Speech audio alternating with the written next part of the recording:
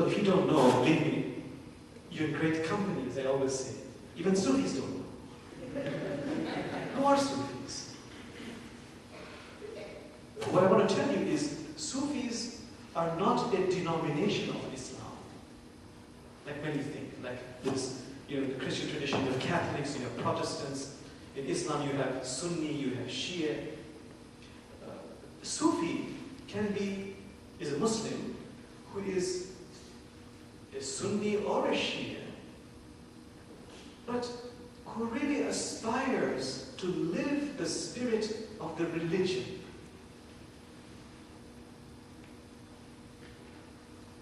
Sufis have always been a very integral part of Islam. In fact, in the bulk of the Islamic world, it was mostly through the teachings of Sufism that Islam spread. There was some spreading by the sword, but most of it through the teachings of the Sufis. In South Asia, Southeast Asia, in Europe, that's like 70%, almost 60 to 70% of Muslims. So what's the difference between a radical, fundamental, stern, right-wing Muslim and a Sufi, who is also a Muslim, who at one time was an integral part of Islam, and still is today, but ever since the decline of Islam, since the 17th century, in the economic and political decline of Islam, they become less visible. So what's the difference between a stern Muslim and a Sufi? So I can relate it to prayer, an example of prayer. A stern Muslim might say to me, Jamal, or to you, if you don't pray 5 times a day, you'll burn in hell. You know Muslims pray 5 times a day. A Sufi will say, Jamal, when you pray, you are attending a celestial banquet. When you pray, it is as if you're attending a heavenly banquet. And if you don't pray, you're missing out on that. And that is your loss. So it's 2 different ways of looking at things. And I want you to know also that it's very important for you to know, Islam has given birth to an astoundingly large number of sages and mystics. I don't want to get into ego quantitative analysis and comparisons, but just know, Islam, there's something about Islam that has given birth, has encouraged the growth of an extraordinary number of sages and mystics, some of whom are known as Sufis. So for example, today in America, as you know, I guess you know, some of you know, the most widely read poet in the West is Rumi. Have you heard of Rumi? And who was Rumi? Rumi was a very profound Islamic theologian who used, whenever he uttered poetry, he never wrote poetry, he would say, I'm a slave of the Quran. I'm a slave of the Quran. I am dust on the path of Muhammad. So please don't judge Islam either by Fox News or by what you're hearing. That is not the real Islam. Just as I tell Muslims, don't judge Christianity by the actions of the US government.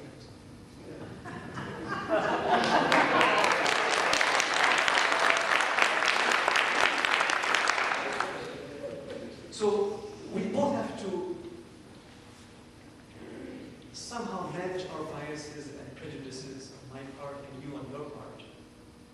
And let me then explain to you, in Islamic spirituality, in the Quran, when Muslims are praying, and they say they're praying to Allah, who is this Allah?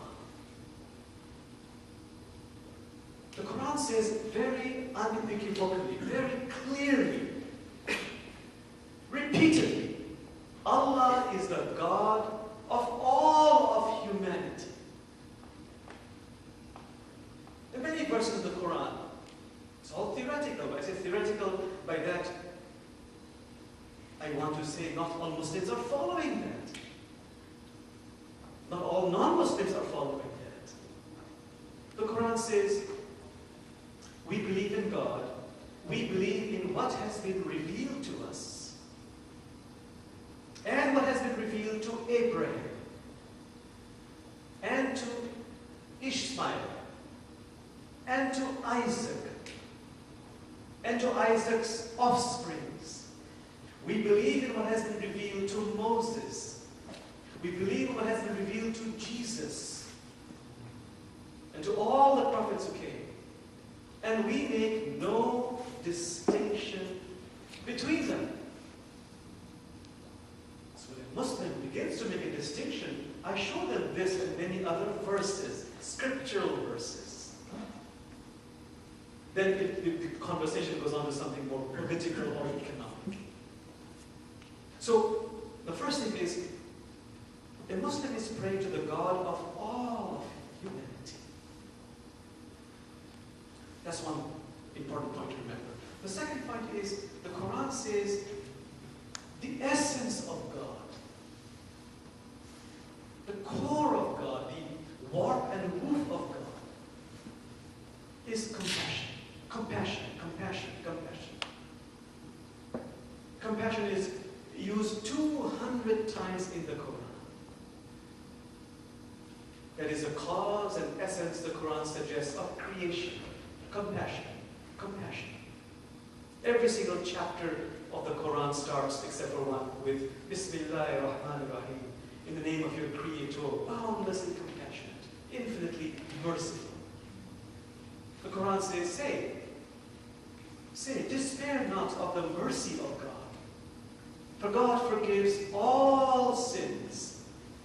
Such is your Sustainer. So it is a very all-compassionate God.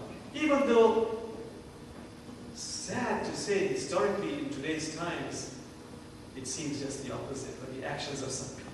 Absolutely, absolutely true. Third thing, God is a total mystery. Total mystery. Last time I quoted the Quran, it says in the Quran, if all the trees in this universe became pens, and all the 7 oceans became ink, and you began to write out the word of God, the mysteries of God, and the oceans were depleted, and you replenished them, you wouldn't come close to describing a fraction of the fraction of the fraction of God's mysteries. I think last time I said that's what led Rumi to utter, sell your cleverness and buy bewilderment. Cleverness might be opinion, judgment. Bewilderment might be naked vision.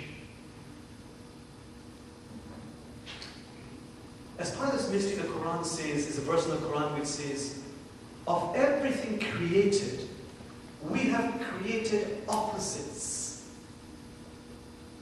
So you might know that only God is one. Of everything created, we have created opposites. So you might know only God is one. So God can be very paradoxical. So rather than explain that, let me tell you this Rumi poetry.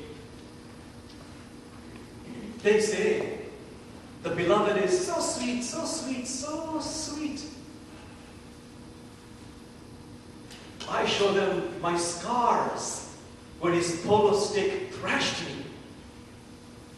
They now say, oh, God is a monster, a maniac, terrible, terrible.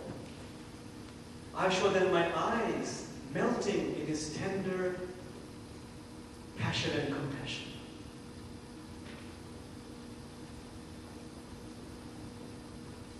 The human faculty can never understand